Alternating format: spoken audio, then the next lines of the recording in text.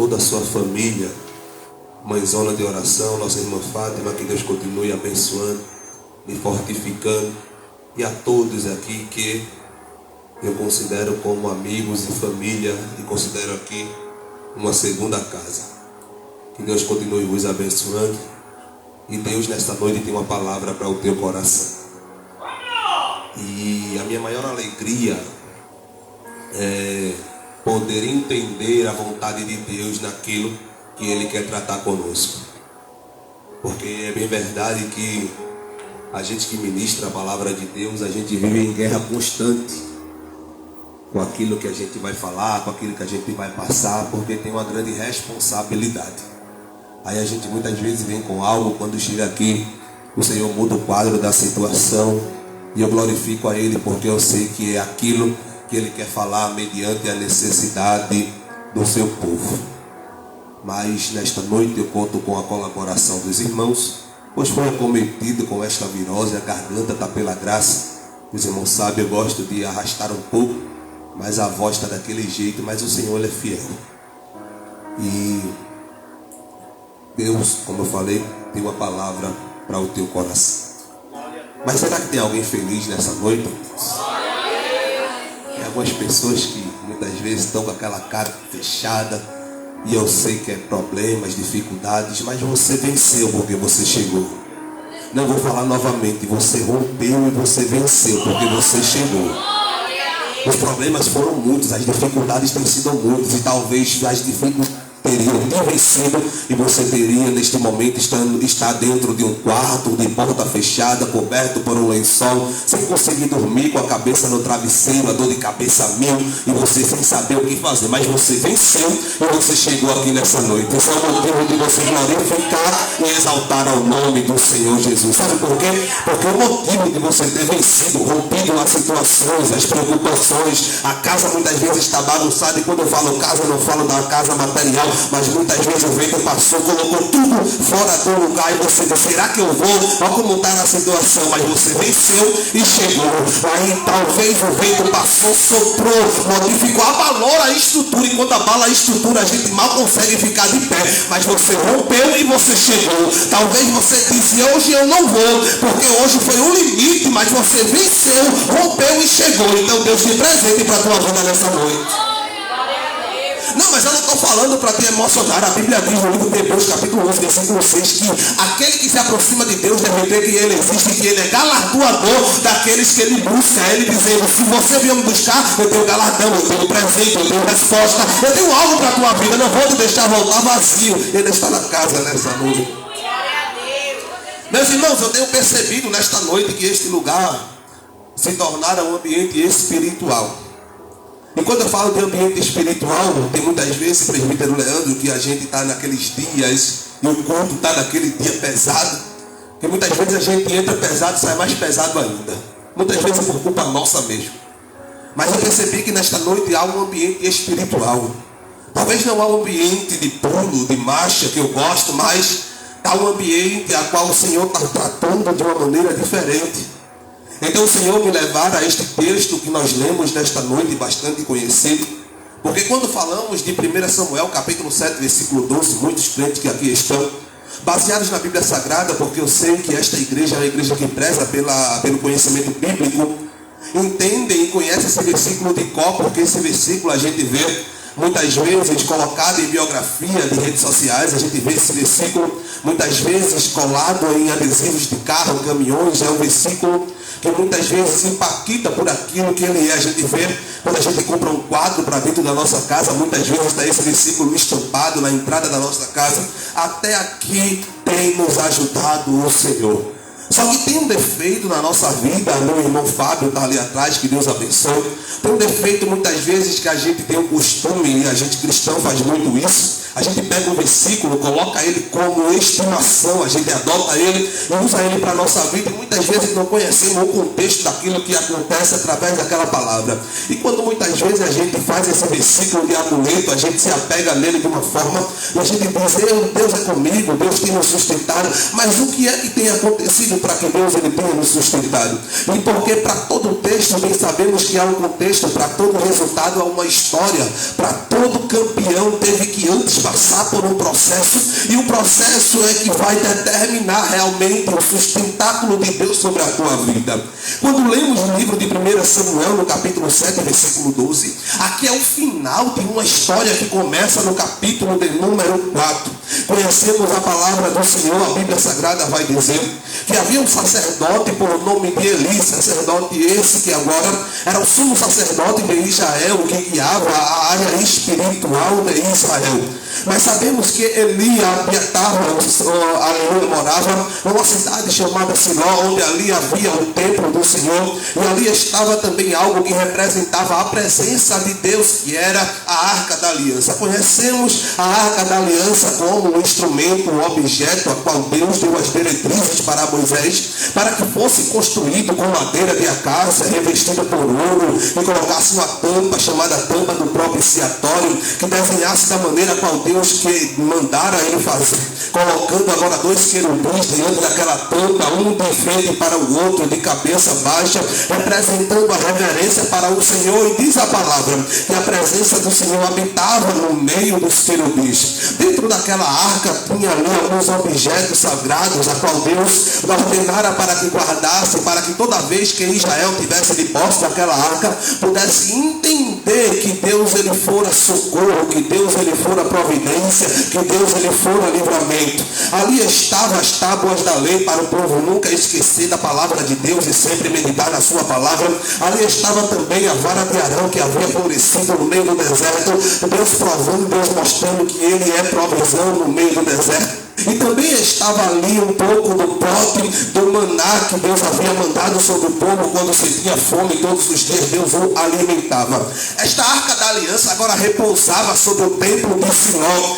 Agora Eli estava diante daquele templo, Eli estava agora diante daquela arca que representava a presença de Deus.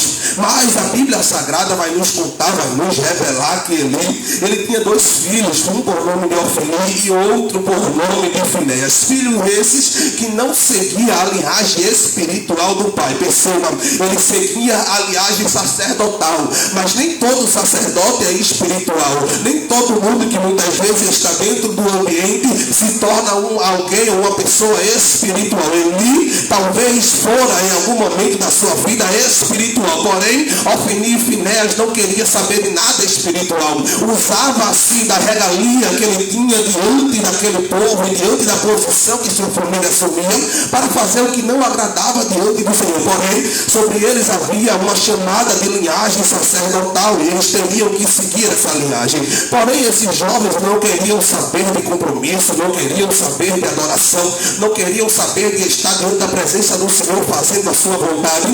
Porém, sobre aqueles tempos levantava-se contra Israel, meu amigo presbítero Leandro, guerras principalmente vindas do povo filisteu. Quando eu falo que o povo filisteu era o povo inimigo, que todas as vezes que levantava-se tinha um propósito. Qual era o propósito? Subjugar o povo, e para que o povo tornasse agora refém e tornasse escravo, subjugado pelo seu povo. Israel batalhava com os filisteus batalhavam contra Israel, e agora levanta-se uma guerra. Presta atenção aqui para você entender. Quando levanta-se uma guerra, os filisteus armam-se o seu acampamento de guerra, armam-se agora os seus soldados de guerra, arma-se a sua estratégia de guerra, e Israel agora vai armar os seus soldados, vai armar a sua estratégia. Porém, Israel contava-se com soldados fortes, treinados, estratégia, e contava-se também com um Deus que não perdia em batalha. Então, Ofni e Finéias, mesmo andando de todo jeito, de toda maneira, tinha sobre si uma certeza: o Deus do meu pai nunca perdeu uma batalha, não é agora que vai perder. Então ele seleciona 3.000 homens apenas e diz: vamos embora para a batalha, porque eu fiquei sabendo de história que Deus venceu batalhas com muito menos pessoas, não é agora que ele vai perder. Eles levam 3.000 homens para a batalha. Os filisteus que estão, perdoe a expressão, com sangue nos olhos, olham para aqueles 3.000 homens e começam a atacar. A Bíblia diz que Ofni e Finéias percebem que Israel está tendo baixa no exército, baixa agora. Eles olham que está estranho esse negócio. A gente nunca perdeu uma batalha, a gente é treinado, a gente é bem estratégico na batalha e agora está tendo baixa. Ele dá uma ordem, recua-se, para que a gente possa reorganizar esse negócio. Eles recuam, e quando eles recuam, ele tem uma ideia. Que ideia era essa? Corre para Siló e pega dentro do templo o quê? A arca da aliança, porque meu pai dizia que quando essa arca chega, a vitória é garantida, porque é a presença do próprio Deus Todo-Poderoso.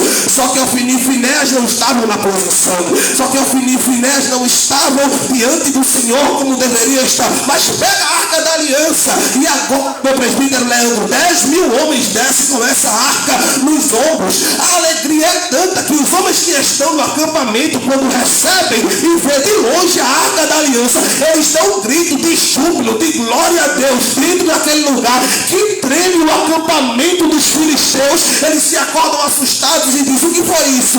Eu acho que os deuses desceram no acampamento de Israel, porque está vendo não que tremor, o grito, a alegria, o júbilo. Eles tremem, mas já estava marcado aquele dia, aquele momento, para que Deus pudesse provar Israel mediante as escolhas de Ofni e Finéias. A Bíblia diz que os filisteus eles vão para a guerra e começam agora a ferir os 10.000 homens de Israel.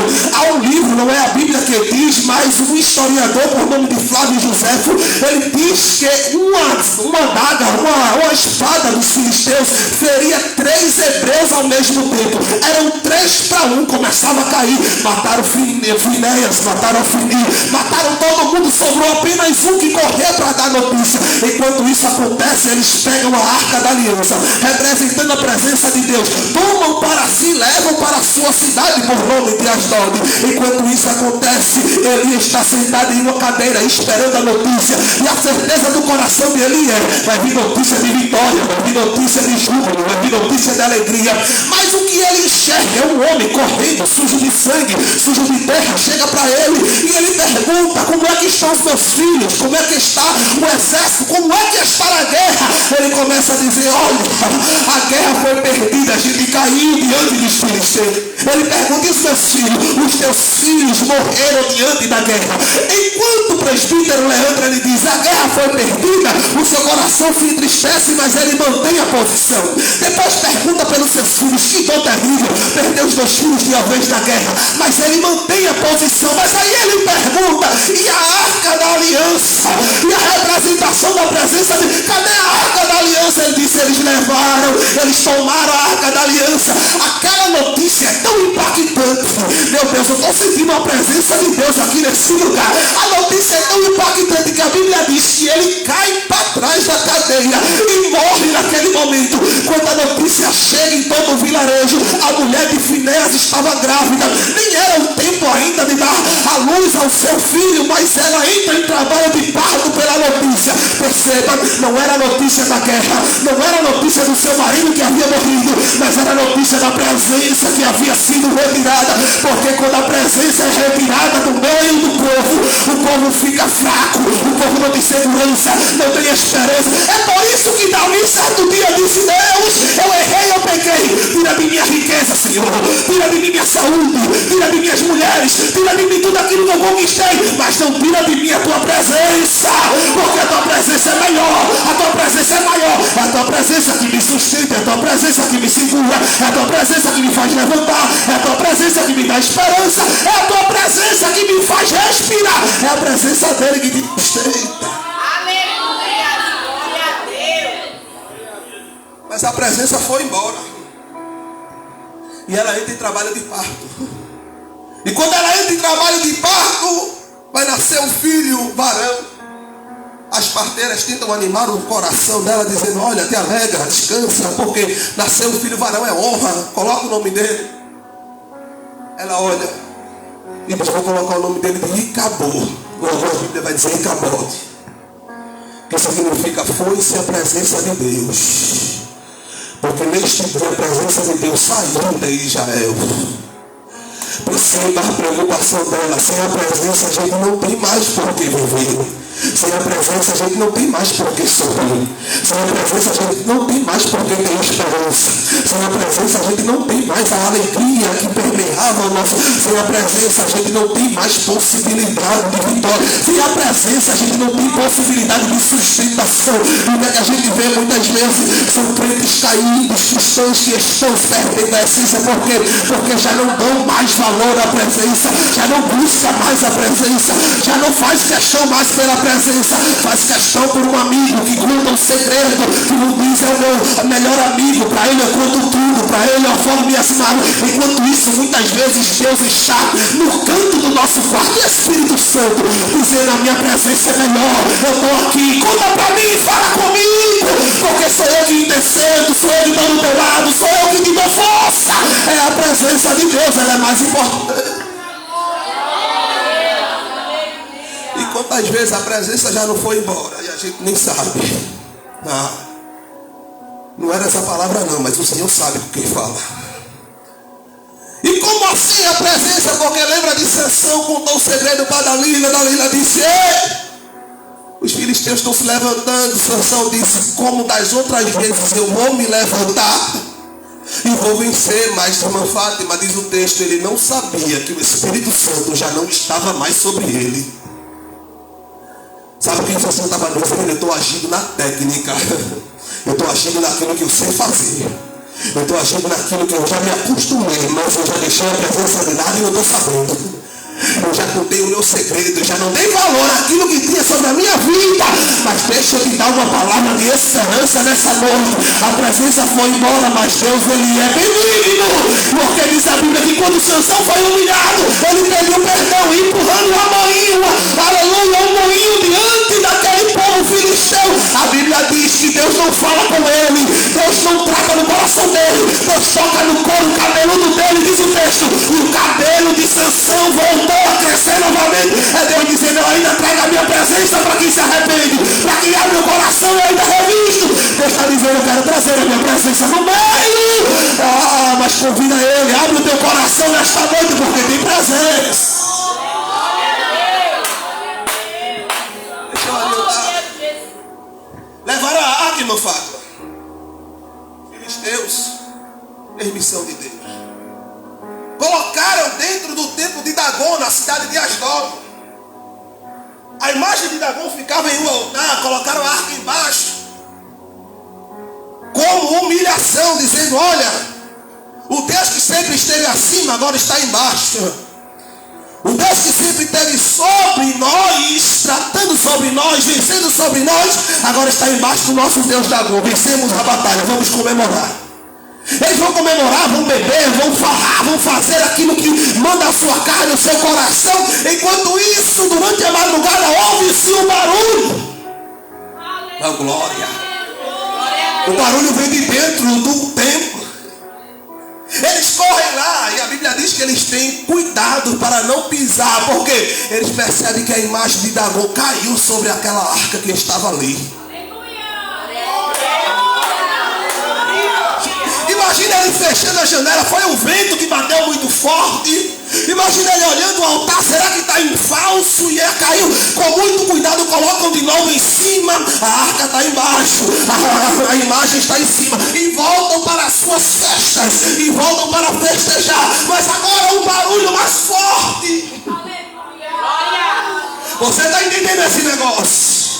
Eles correm para dentro, meu presbítero Leandro, e quando percebe, mais uma vez a imagem está caída, mas agora é diferente. A cabeça já não está mais no lugar, as mãos já não estão mais no lugar. Deixa eu te dizer uma coisa: com a cabeça geralmente é aquilo que a gente usa para pensar, porque dentro da cabeça tem o cérebro, e o cérebro é a máquina do corpo. É com a cabeça que a gente pensa, e com as mãos a gente executa. Deus está dizendo: eu tiro a cabeça pensando no inimigo, e as mãos que iam executar sobre a minha presença, eu corto as mãos, mas ele não prevalece sobre a minha presença. O inimigo não prevalece sobre a minha presença. Deus está dizendo nessa noite: eu ainda corto cabeça pensando no inimigo, para não agir sobre a tua vida.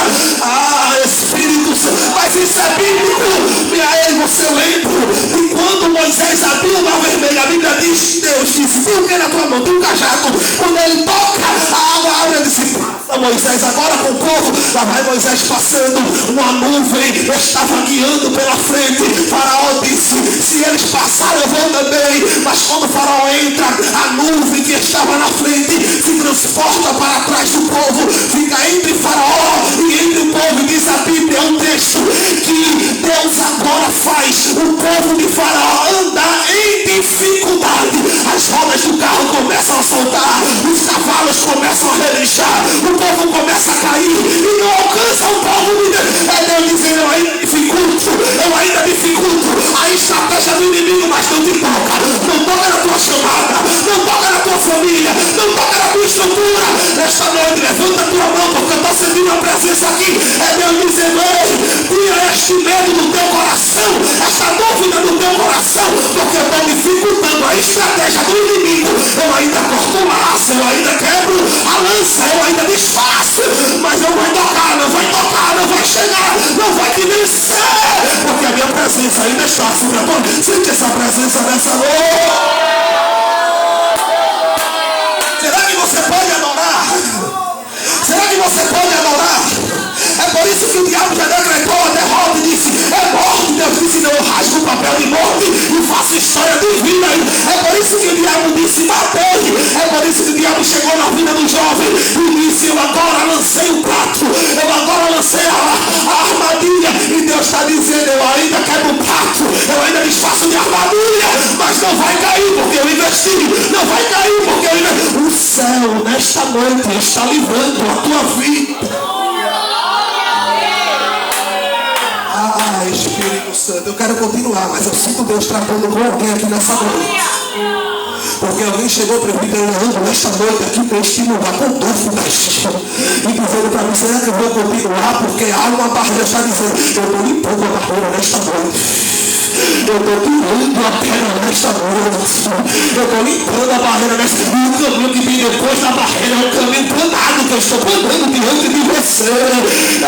Espírito Santo, há um ambiente espiritual aqui nessa noite. E eu sinto a presença de Deus. Está dizendo: a barreira que foi montada não foi para te parar, não foi para fazer você fazer o retorno e voltar, não foi para fazer você pegar um atalho. É porque eu estava preparando algo melhor, algo maior. Como assim, pregador? Você sabe e você lembra quando muitas vezes a prefeitura do Recife, de Olinda, ela vai fazer uma obra de uma pista. O que ela faz? Ela pega umas barreiras e tranca aquela pista, ninguém passa. Enquanto isso acontece, um congestionamento muito grande se forma, todo mundo reclama e diz: a gente está chegando atrasado no trabalho, na escola, a gente chega atrasado em casa, no culto. Por quê? Porque trancaram a pista, colocaram uma barreira. Mas enquanto isso está acontecendo, do outro lado a pista está sendo planada, a pista está sendo aplanada, a água está melhorando, está trabalhando na drenagem, tocando as placas. Aí daqui a pouco vai chegar o dia da reinauguração. O que acontece? Tira as pedras, tira as barreiras, e aquele que estava reclamando dizendo: eu só chego tarde, agora passa, a pista está nova, não tem mais buraco, não tem mais água. Eles aplanaram o caminho. Deus está dizendo assim: no meu reino eu estou preparando o caminho, eu estou aplanando o caminho. A barreira vai servir para experiência, mas você vai passar e você vai chegar. Levanta a tua mão para adorar, levanta a tua mão.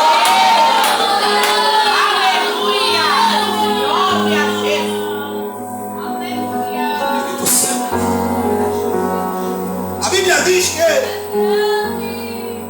os filisteus percebem que deu errado trazer a arca da aliança. Vamos mandar para a cidade de Ecrón. Chegando na cidade de Ecrón, Deus começa a ferir os moradores de Ecrón. A Bíblia diz que os moradores de Ecrón começam a dizer: o problema é a arca, vamos devolver ela para o dono, vamos devolver para Israel. Só que o líder, isso é muito lindo, porque a gente que é liderança, só Deus sabe o preço que a gente paga. Quando a gente busca a Deus para que o povo desperte, e muitas vezes a gente tem que tirar sangue da nossa própria pele, e muitas vezes alguém não reconhece, oh glória. Mas o líder de Ecrón disse: olha, vamos fazer o seguinte, vamos pegar a arca e devolver de todo jeito. Não. Porque se a gente ferir o sentimento de Deus, a gente tem que pagar o preço. Percebe? É um líder que adora outros deuses. E o que a gente faz? Pega tuas vacas novas, coloca sobre ela uma carroça de madeira, coloca sobre as vacas a arca da aliança, mas agora faz outra caixa. Para quê? Confecciona ratos de ouro, confecciona peças de ouro, coloca como pedido de desculpa. Só isso não. Coloca as vacas novas, a carroça nova, a arca da aliança, coloca o ouro, mas também vamos dar glória ao Deus de Israel. Não, você não pegou. É o inimigo dizendo: não vamos devolver de todo jeito não, porque ele nos feriu. Vamos dar glória ao Deus de Israel. Deus está dizendo: até quem não crê vai ter que adorar. Até quem não crê por causa da minha presença vai ter que adorar. Vamos dar glória.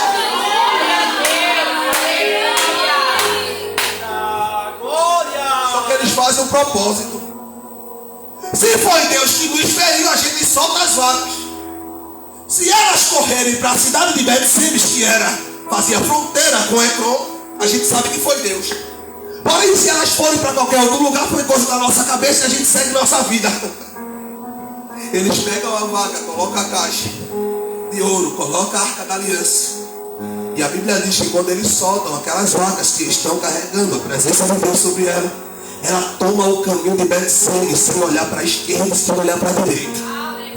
Mas tem um detalhe: todo o caminho elas vão soltando balitos da sua boca, porque elas estão carregando a presença de Deus. Até os animais vão ter que entrar em adoração.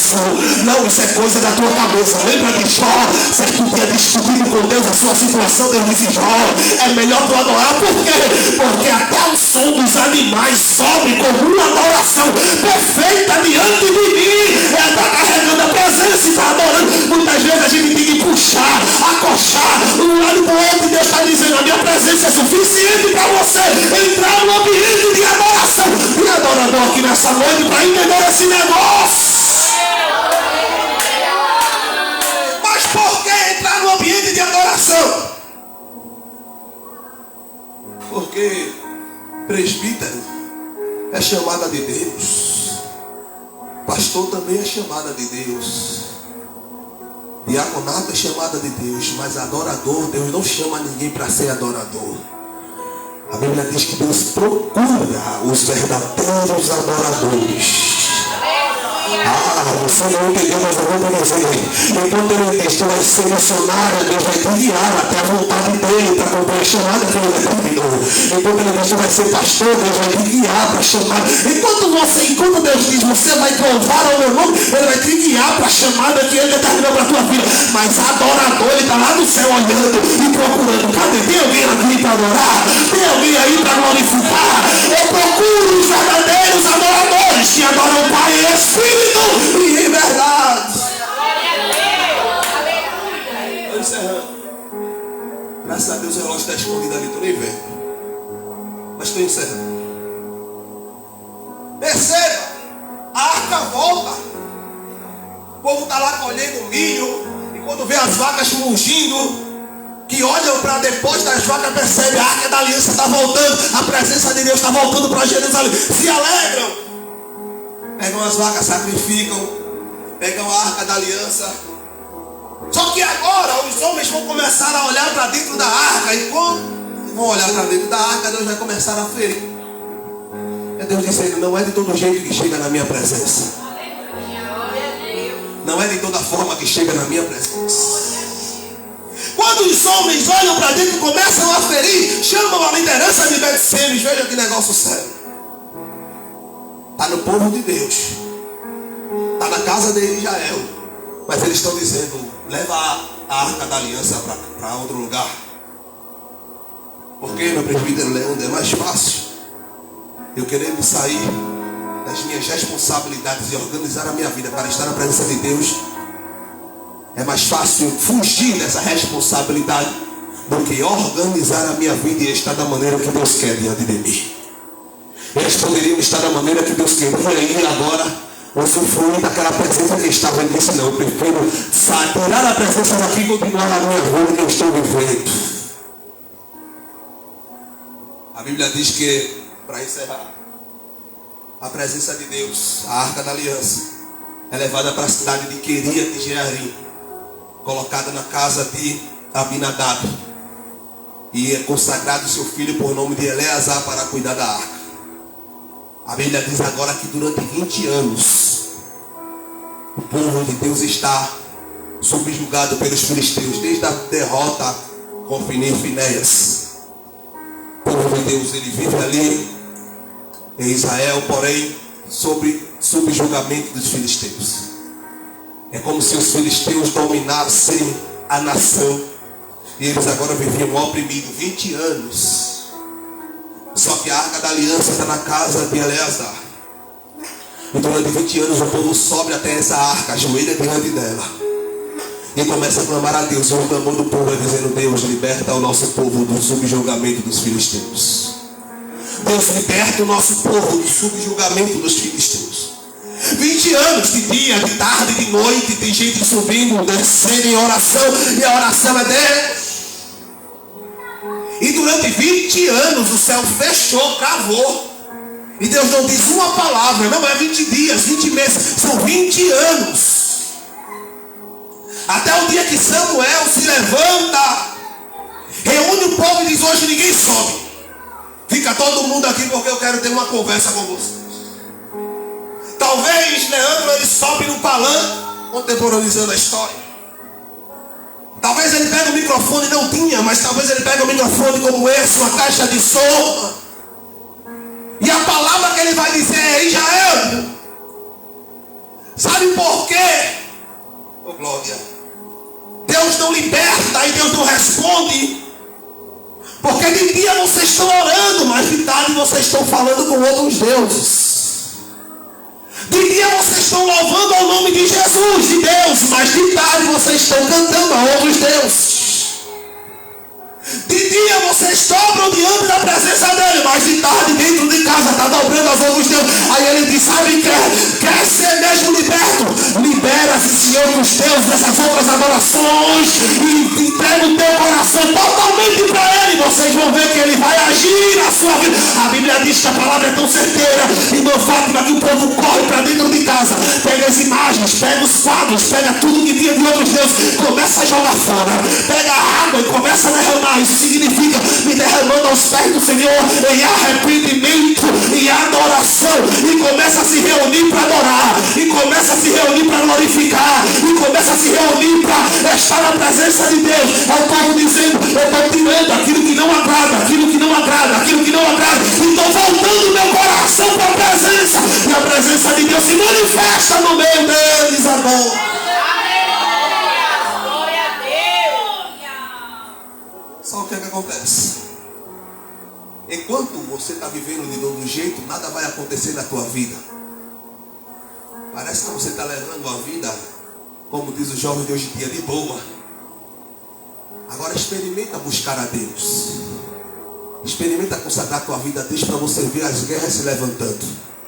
Experimenta renunciar para você ver as guerras. Lembra de Daniel? Toda vez que renunciava a alguma coisa, levantava assim algo para tentar desestabilizar Daniel. Enquanto estava vendo de todo jeito, todo mundo está nem aí. Mas quando você determina algo na vida, os filisteus dizem: tem alguém adorando ali. Tem uma congregação reunida ali. Aleluia. Vamos acabar com esse negócio, porque eles sabem que quando Deus se levanta, o negócio fica estreito. Armar o exército e vamos acabar com essa adoração. Encerrando.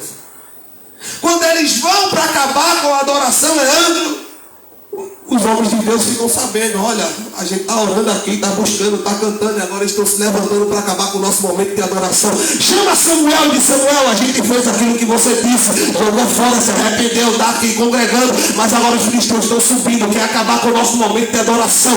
Clama a Deus para que Deus traga livramento. Samuel pega um animal, Samuel, que também é sacerdote, e coloca no altar, e a Bíblia diz que Samuel começa agora a sacrificar, e começa agora a clamar. Começa agora a sacrificar e começa a clamar. Enquanto ele está clamando, a Bíblia diz que troveja sobre a cabeça bênção dos inimigos filisteus. Começa a trovejar. Eles começam a ficar desesperados. Perceba, não foi depois que Samuel clamou. Também não foi antes. Foi durante o clamor de Samuel. É por isso que a gente diz adora. É por isso que a gente diz clama. É por isso que a gente diz brada. Porque enquanto você está adorando, Deus está trabalhando. Deus está quebrando. Deus está confundindo a mente de alguém.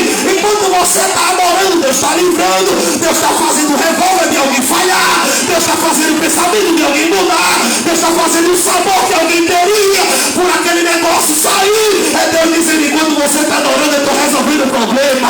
Enquanto você está adorando, eu estou limpando. Enquanto você rompeu e chegou e está adorando, eu estou arrumando a bagunça que ficou lá. O filho que passou, eu faço da meia volta e colocar tudo no lugar. Será que tem adorador para adorar esta? Enquanto você está adorando, eu estou soprando a angústia. Enquanto você está adorando, eu estou soprando essa tristeza. Enquanto você está adorando, eu dou basta na depressão. Enquanto você está adorando, eu tiro a síndrome do pânico. Enquanto você está adorando, eu visito as tuas veias. Enquanto você está adorando, eu visito o teu corpo. Enquanto você está adorando, eu visito a tua alma. Enquanto você está adorando, eu tiro as crises de ansiedade. Enquanto você está adorando, eu paro desse negócio de queda de cabelo. Enquanto você está adorando, eu tiro da tua mente esse negócio de querer tirar a própria vida. Enquanto você está adorando, eu tiro esse medo de executar a minha chamada. Enquanto você está adorando, eu tiro esse medo de você prosseguir na minha presença. Enquanto você está adorando, eu abro esse caminho. Enquanto você está adorando, eu coloco o meu propósito no teu coração. Enquanto você está adorando, eu troco essas lágrimas de tristeza por lágrimas de alegria. Enquanto você está me adorando, eu estou aqui me renovando. Enquanto você está adorando, eu ainda estou batizando. Enquanto você está adorando, eu estou renovando. Enquanto você está adorando, eu estou transformando a tristeza em alegria.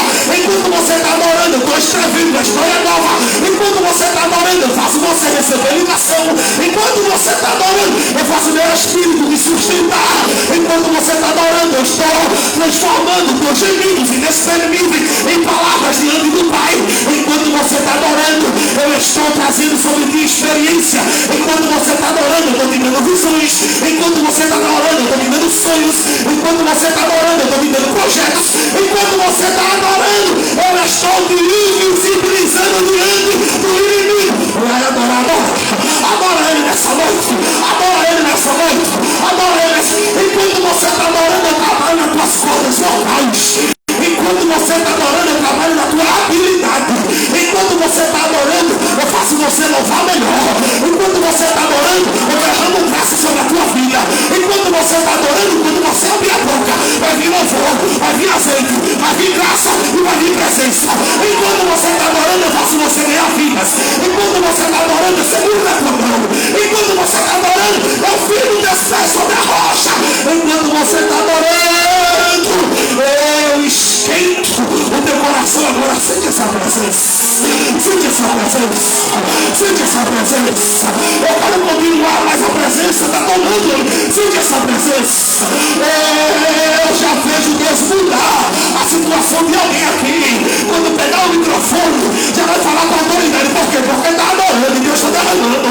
Quando alguém pegar no microfone, já não vai ter mais história de tristeza para contar, mas vai ter testemunho de mudança de vida. Porque você está adorando.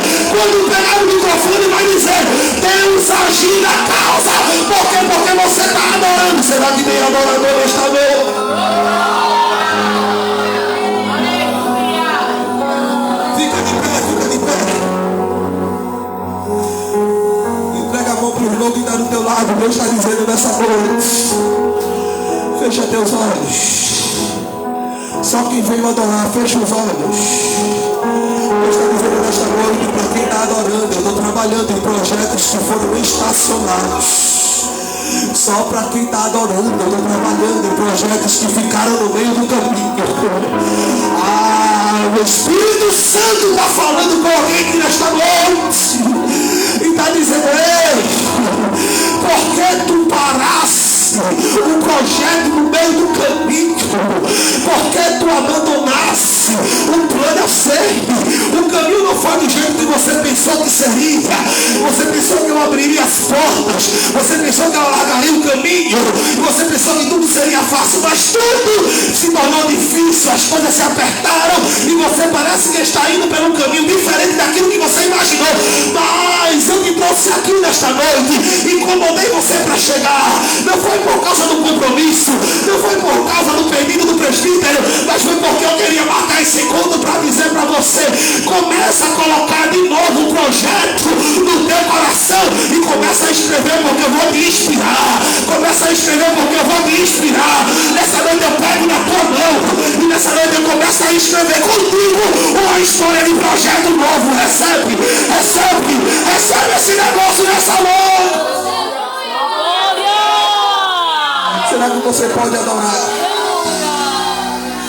Porque os filisteus foi derrotado. Samuel pegou a pedra e disse: Ebenezer, até aqui Deus tem me suscitado. E diz o texto: nunca mais os filisteus se levantaram. É Deus dizendo: eu vou fazer uma obra completa.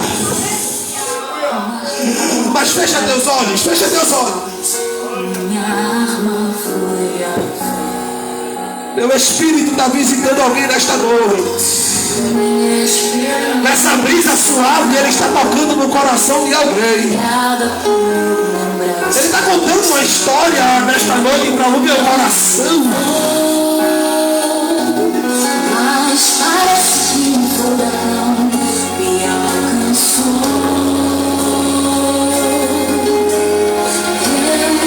Eu não podia imaginar perdido no chão, olhando chora no coração.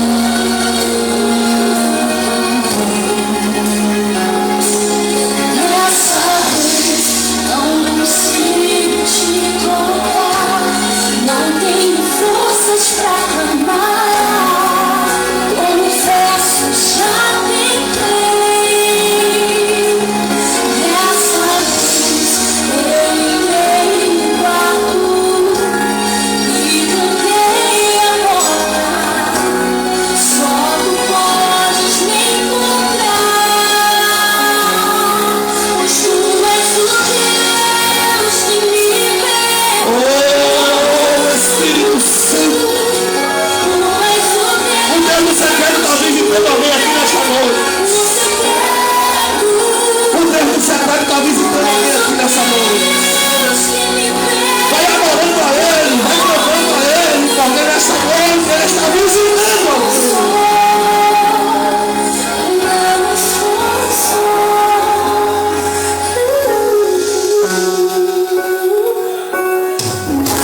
Parece que um furacão me alcançou.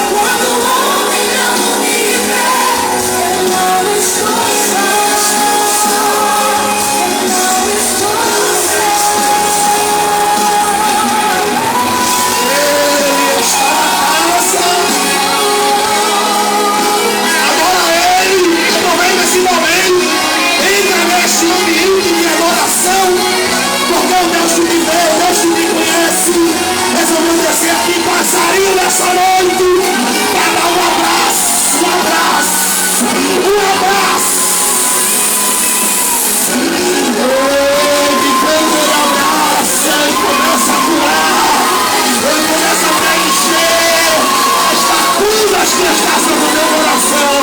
Ele derrama esperança para quem não tem mais esperança. Ele derrama sonhos para quem não tem mais sonhos. Ele derrama graça para quem se acha sem graça. Ele nessa noite dá uma sacudida na tua vida e você vai acordar amanhã diferente, porque até aqui Deus tem me sustentado.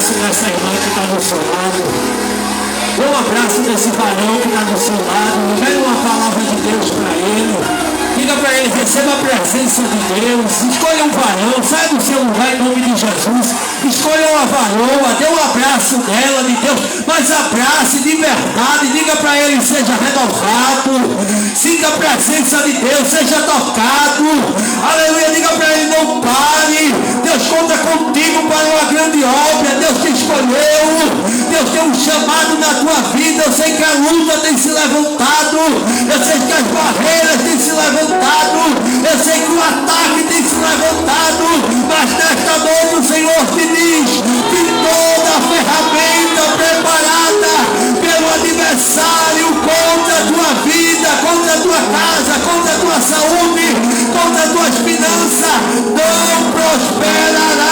O Senhor chegou primeiro nesta noite e está desfazendo as ferramentas, está desfazendo as ciladas, está desfazendo as arapucas, está desfazendo os planos do adversário que se levantou contra a tua história e está dizendo, eu sou força, eu sou graça, eu sou refrigério, eu sou paz, eu sou saúde, eu sou teu amigo, eu sou teu conselheiro, eu sou teu guia, eu estou contigo ombro a ombro, lado a lado. Não temas diante dessa situação, não temas diante do levante, porque eu estou contigo para te livrar. Receba livramento da parte de Deus nesta noite, tem livramento na entrada, tem livramento na saída. Ele é o Deus que guarda a entrada e Ele é o Deus que guarda a saída. Como Jesus está aqui, Ele está dizendo para alguém, você não vai parar. Sua vontade é desistir, é largar tudo, é sair da posição. Mas você não vai fazer isso, porque Ele deu uma ordem, e a ordem é para baixar e não para recuar. Tu, porém, vai até o fim, porque no fim tem vitória de Deus garantida para tua história.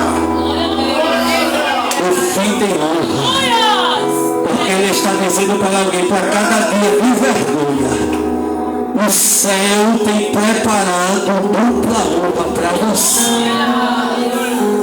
Quem viver verá Deus mudando essa história. E alguém vai ficar confundido e envergonhado, porque vai dizer, verdadeiramente Deus é com ele, verdadeiramente Deus é com ela. E você vai bater no peito e vai dizer como Samuel, Ebenezer, até aqui tem me ajudado o Senhor. Que Deus te abençoe nesta noite em nome de Jesus. Aplauda Jesus o mais forte que você puder. Que maravilhoso. Glória a Deus. Como Jesus é bom, né, irmãos? Ele muda o ambiente, Ele muda a história, Ele muda o coração. E Ele não fala para as paredes. Diga assim, a palavra de Deus tem direção certa Diga assim, foi para mim. Bata no peito e diga, foi para mim. Se você não recebe, eu recebo nesta noite. Tem alguém para Jesus, irmão? Tem alguém no nosso meio que está afastado, ou que ainda não é evangélico, nesta noite gostaria de tomar essa decisão?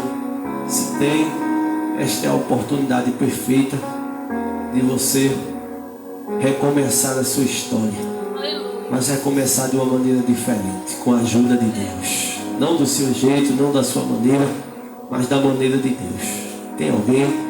Se não tem, que Deus abençoe, que Deus nos conceda a oportunidade. Queremos louvar a Deus pela vida da igreja, queremos louvar a Deus pela vida da nossa diaconisa Lu, pela nossa irmã Esther. Deus abençoe a bebezinha que está ali também.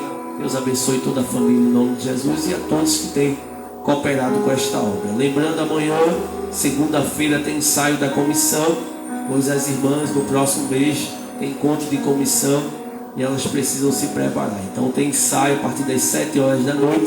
Todas estejam aqui em nome de Jesus. Na terça-feira nós temos consagração, vai estar dirigindo a diaconisa Hildete e vai estar trazendo a palavra a nossa dirigente irmã Fátima em nome de Jesus. Na quarta-feira nós temos culto de ensino a partir das 7 horas da noite, toda a igreja para cá para aprender a palavra, tem sido uma bênção. Na sexta-feira temos círculo de oração, se Jesus não voltar. A missionária Juscelina vai estar aqui trazendo a palavra de Deus na próxima sexta-feira. E no domingo nós retornamos para cá com o culto da família em nome de Jesus. Quem está saindo muito abençoado nesta noite?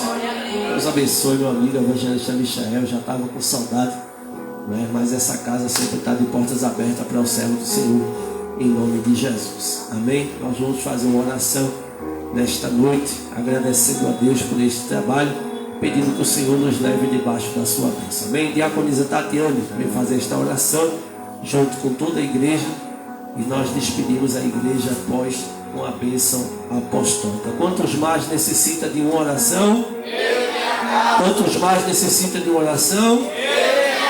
Eu e minha casa. Nessa oração apresente a nossa irmã Fernanda, que está enferma, e também a nossa irmã Bruna, Solange, que também estão enfermos e necessitam das nossas orações. Oremos.